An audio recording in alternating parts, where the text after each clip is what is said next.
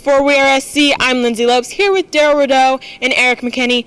Darrell, give us a little update on the returners. We have a lot of strong players coming back. Well, the return game can be a hindrance, or it can be something that sparks the team. And with USC, with the high-powered offense led by offensive coordinator Graham Harrell, I don't think that USC is going to look for the return game to be the wow factor. They're just going to look for someone who can secure the ball and get the ball back to their offensive to the offense. So when you talk about the potential rotation of kickoff returners, look no further than guys that have tremendous amount of experience, led by Stephen Carr, Amon-Ra St. Brown, Michael Pittman Jr., or perhaps Tyler Vaughns. And those very same names can also be your punt returner. So, and not to mention Elijah Griffin. Expect him at times to also maybe throw his name in the hat depending on what type of spark that they're looking for. But when it comes to successful teams, they want the special teams to be an addition of the other two units, offense and defense. Oftentimes when you expect too much out of your kicking game, it could be a hindrance, and it could either let the air out of the room or it can ignite the likes of the Coliseum. But you can't go wrong when you talk about the type of playmakers that you can throw back there. Thank you, Darrell. Erik, give us a little update on the kickers. Who's the top guy that's really showing out? Well, with Chase McGrath out for all of spring, we saw a lot of Michael Brown, and then Alex Stadhouse kicking a little bit too. I think you're comfortable with Michael Brown. I really want to see if Chase McGrath gets back and if he's fully ready to go in the fall. I think there's a good chance that he probably slides back in.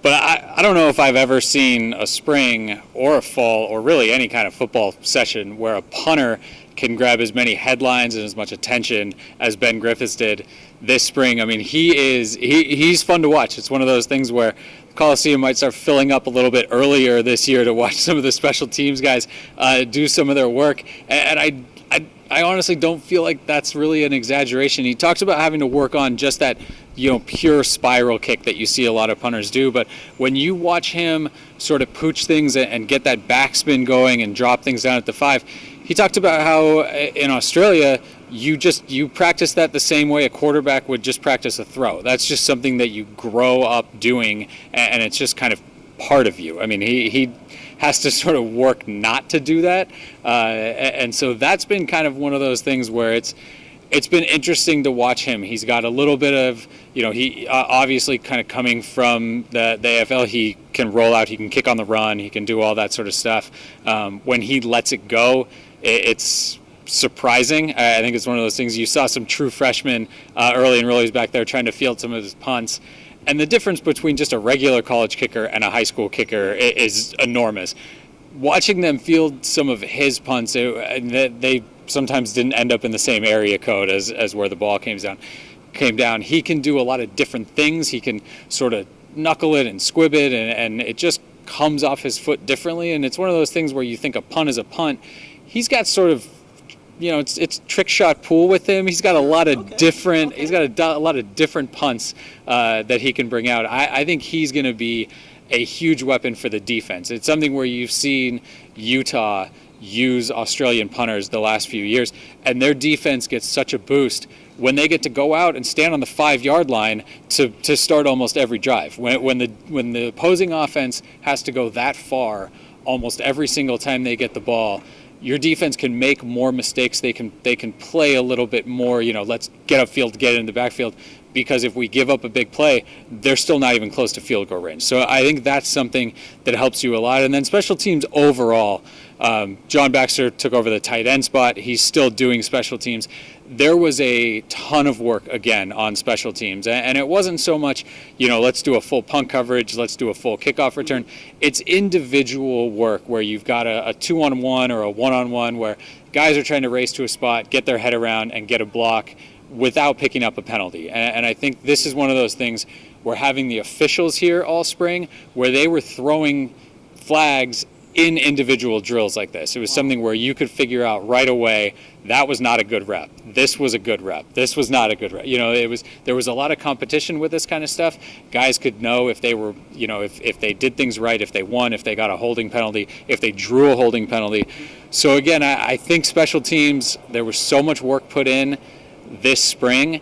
I'd be surprised if that's not a plus this fall. And it's something that, again, with John, anytime special teams coach John Baxter is there, you're going to spend a lot of time on it.